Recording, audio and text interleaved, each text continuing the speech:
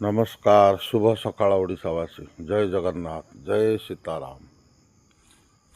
एबे मो बाबा पाखु चली आसी एबे बाहरी भी डायबिटीज पेसेंट आ किडनी पेसेंट मो मासे तले तंकु देसी जड़ी बूटी आयुर्वेदिक किसी औषधि बतई देइथिली बड़मा नरसिंहपुर पटे आ भुवनेश्वर।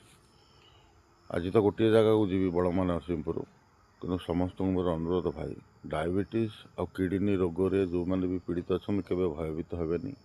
किडनी पेसेंट केवे डायलिसिस करतुनी आई जड़ी बूटी औषधि सेवन करूँ। मुझे मसे है बतई देती से एमती करुले आबे सुस्थ अच्छा मुझे तुम चेक करके आहरी किसी उन्नत धरणर बतेबी जमी से संपूर्ण निरोगी हे। डायबिटीज सुगर वाला को भी सैया भाई भयभीत हूँ नहीं।